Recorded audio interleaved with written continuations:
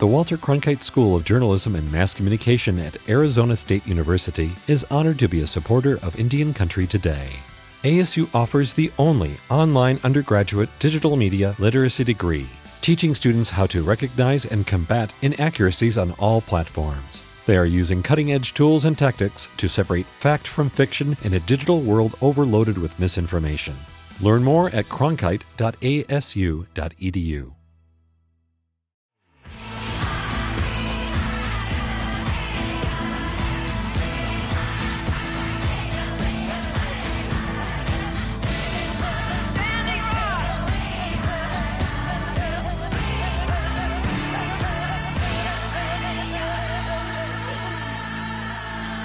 This is Indian Country Today.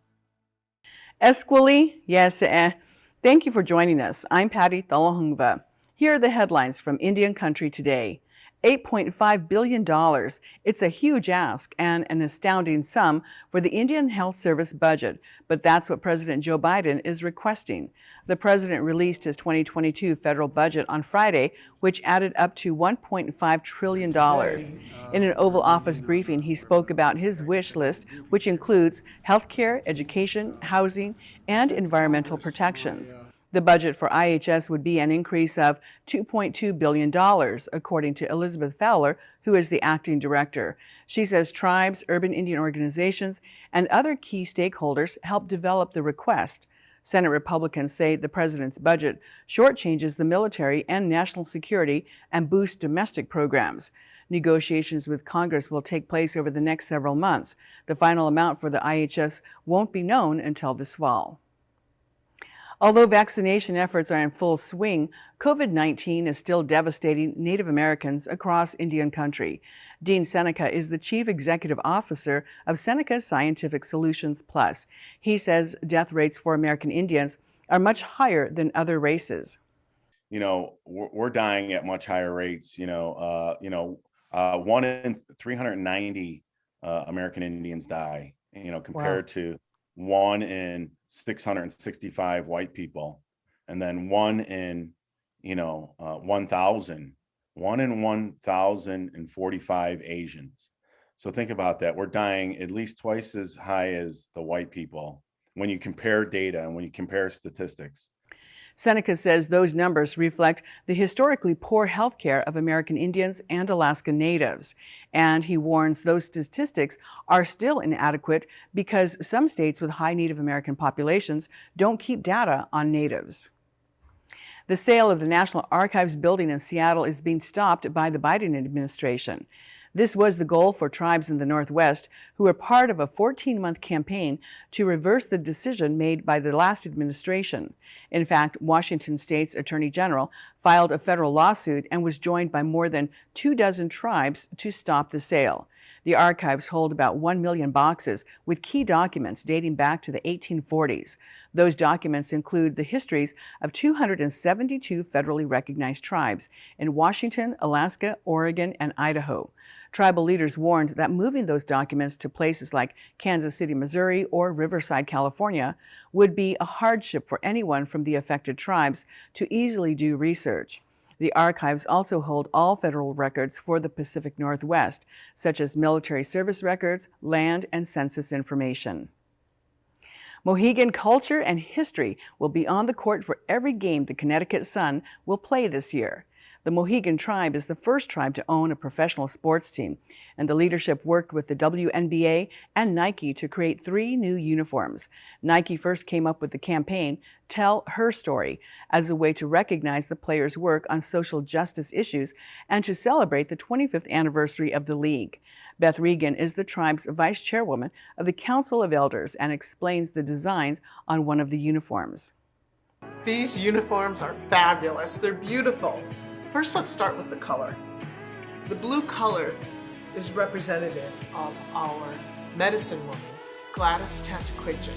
Her beautiful blue regalia, which was passed down to her, as well as the belt, and you'll see symbols from her regalia's belt in here. The word kisak, kisaks, is sun in our Mohegan language. Even looking at the piping on the sleeves, the edging on the sleeves, this incorporates our Mohegan life trails, the trail of life. As you look at it, you'll see that it has the ups and downs like the rolling hills from where we are. The crescents above and below that trail of life represent the passage of time, the moons and the suns as we go through those life trails. And then the dots are the people that we meet along the way. Reagan says it's appropriate to recognize Gladys Tantaquidgeon on the uniforms because she fought for social justice just like the WNBA players have. All 3 uniforms will be available on April 14th. And those are the headlines from Indian Country Today. I'm Patty Thalohungva. When we come back, the legal battle on the CARES Act funding and who is a tribe. We'll hear from one leader from an Alaska Native community.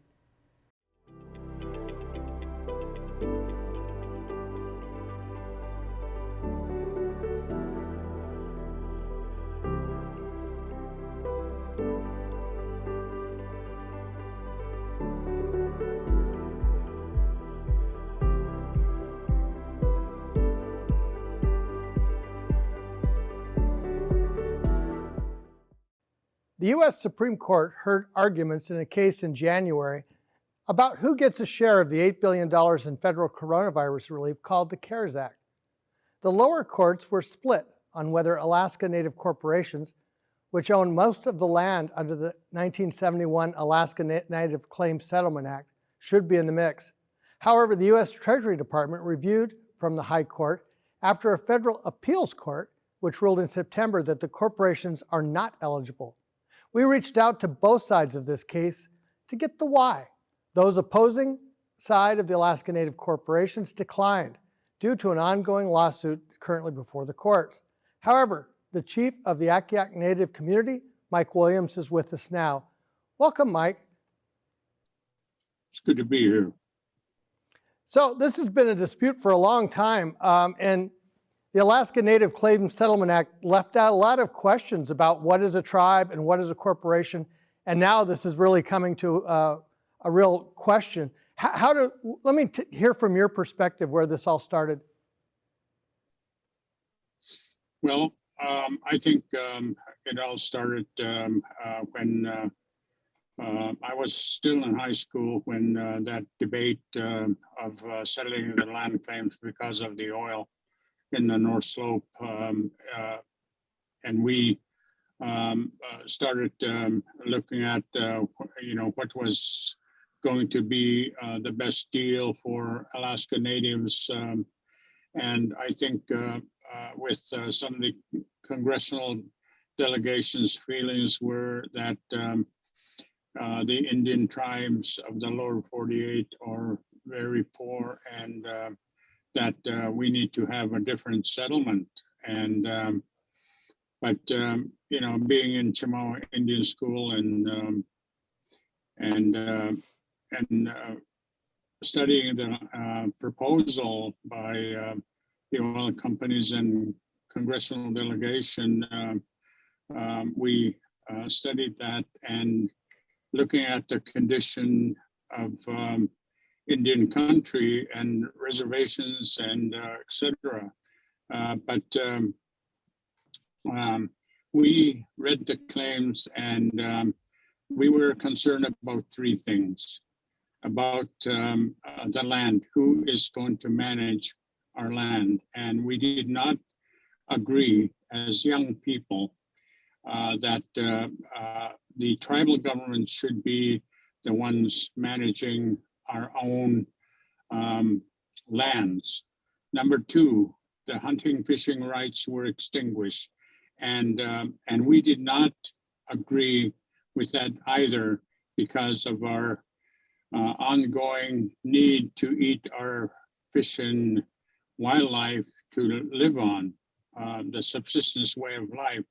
We should always have that, and the third thing was we were very concerned because we are going to have children at some point, that those kids that were born after December 18, 1971 did not have any shares because of that magical date of December 18, 1971.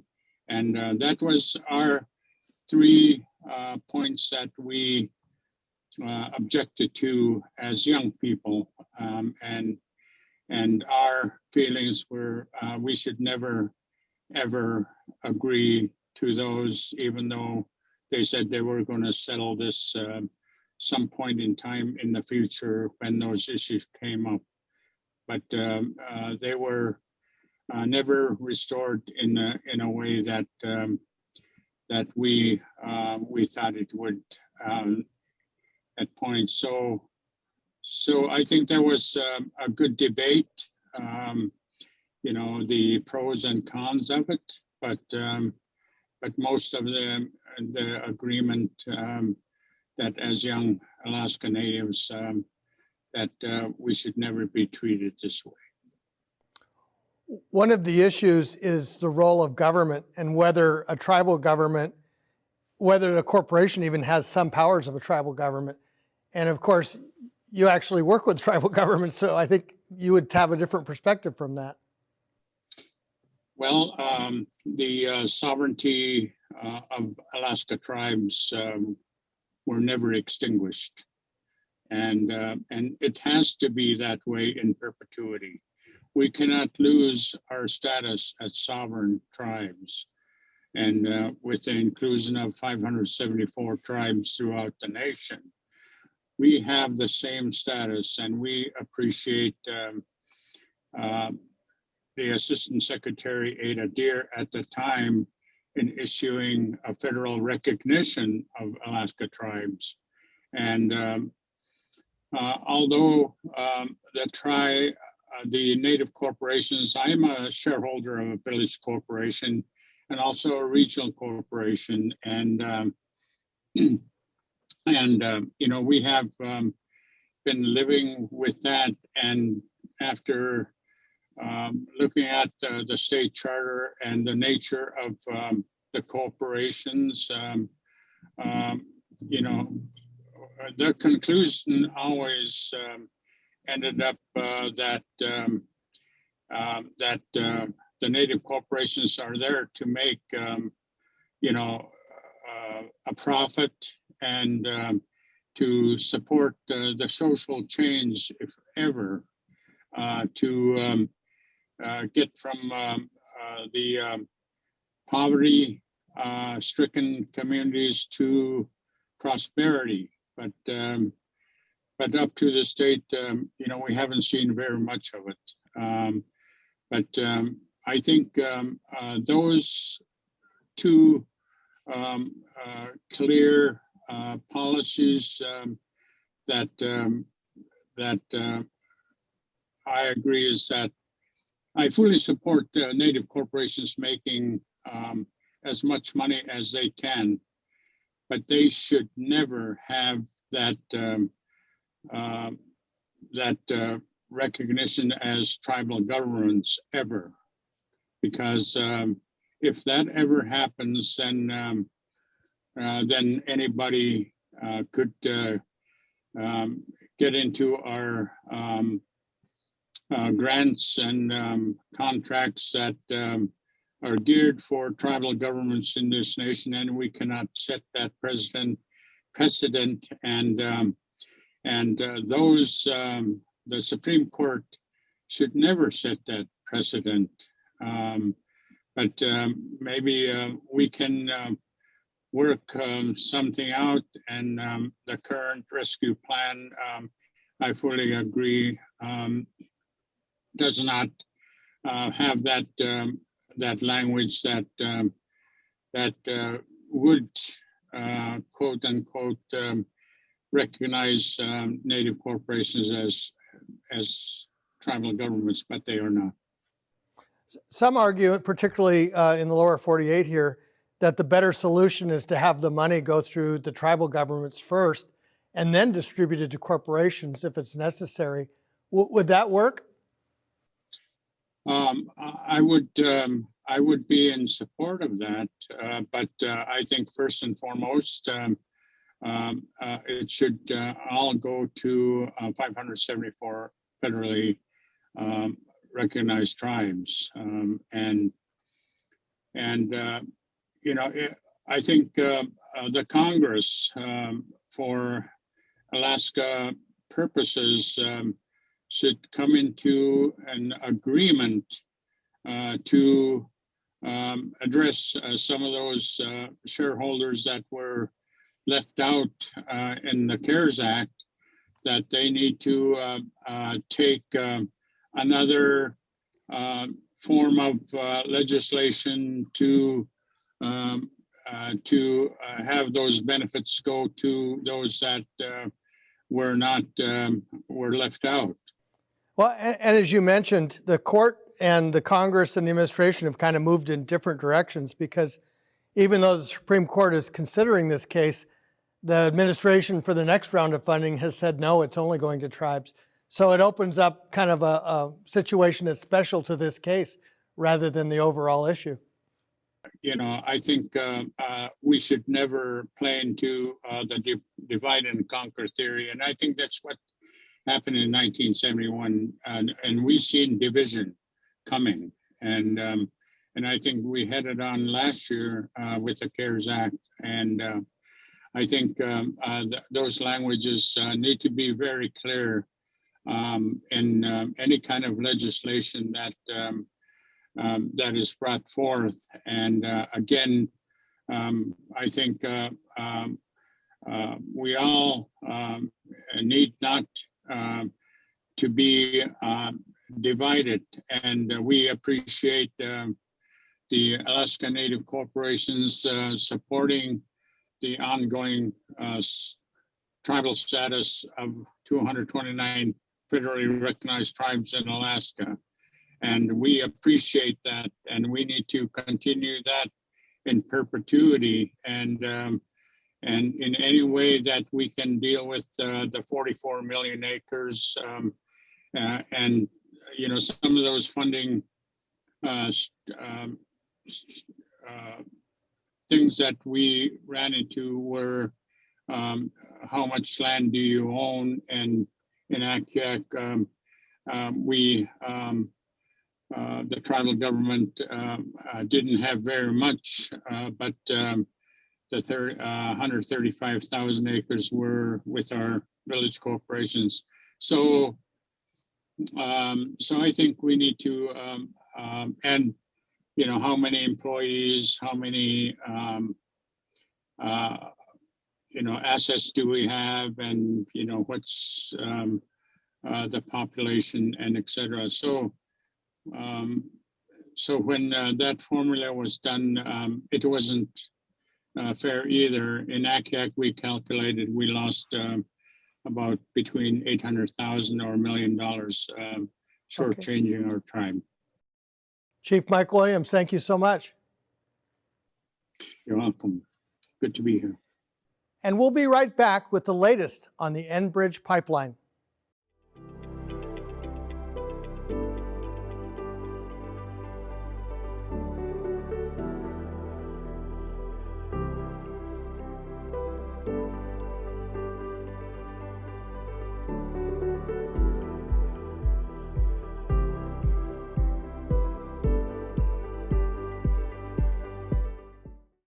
Corporate social responsibility sounds positive, but what does it mean?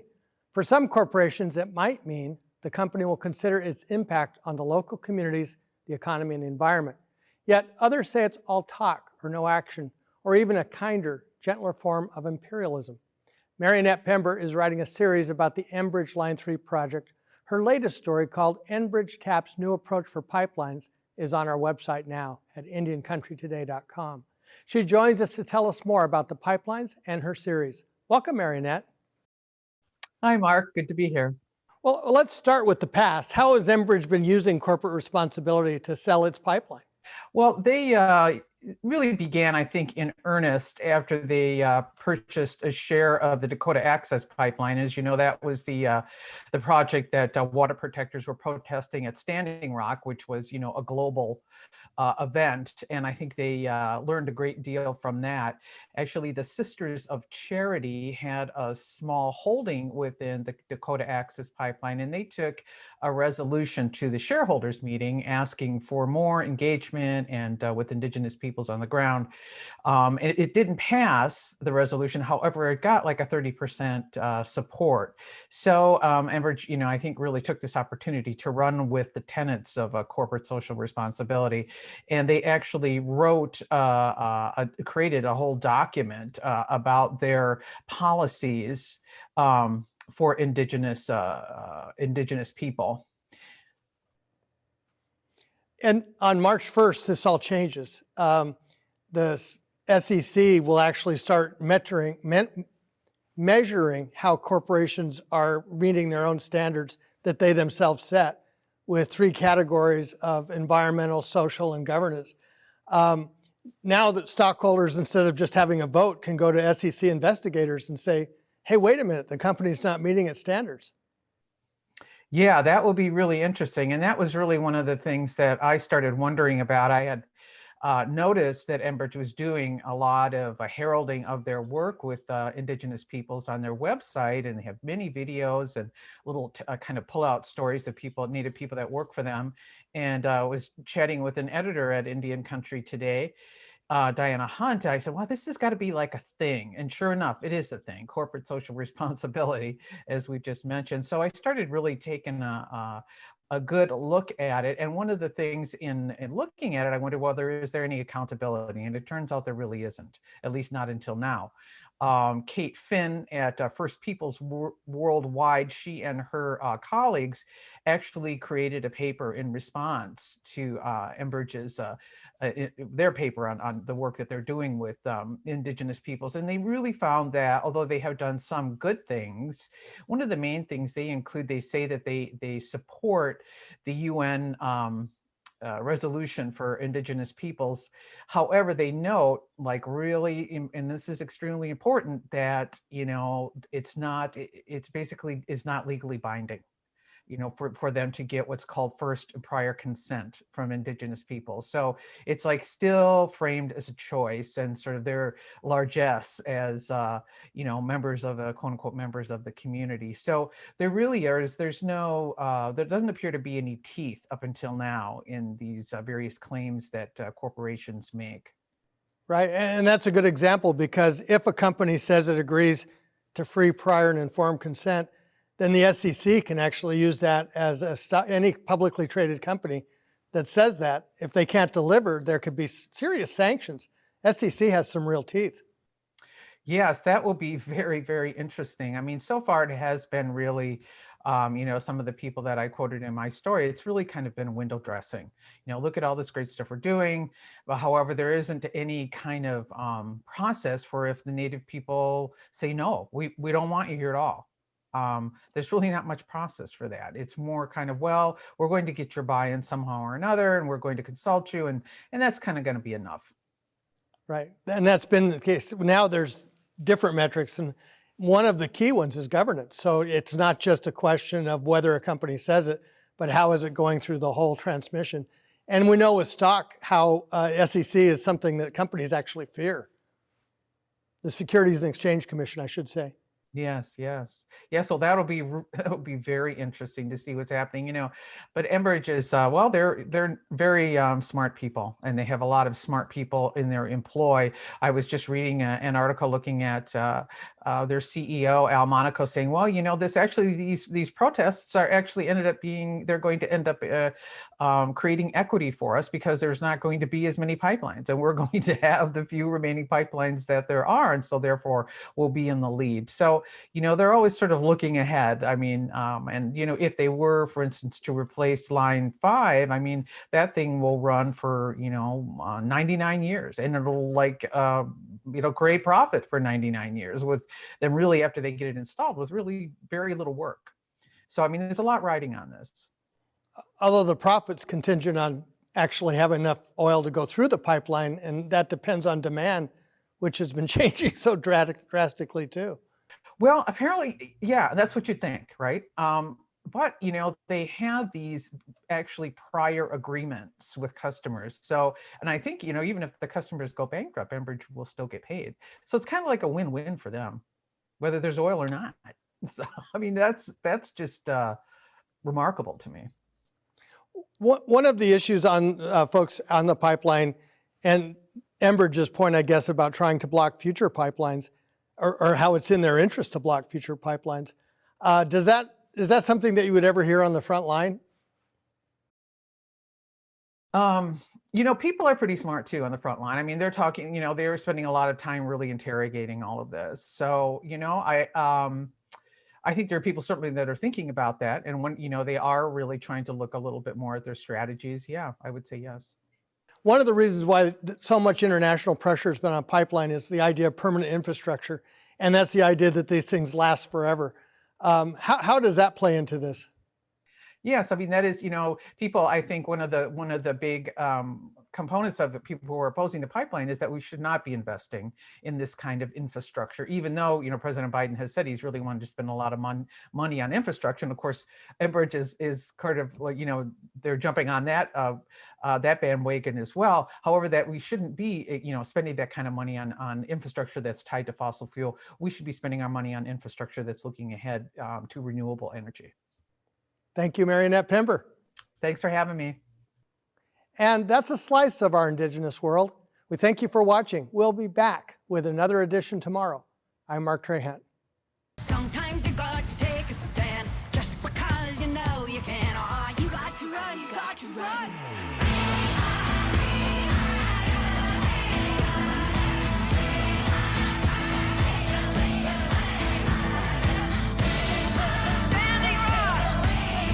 Indian Country Today is produced at the Walter Cronkite School of Journalism and Mass Communications at Arizona State University. This is Indian Country Today.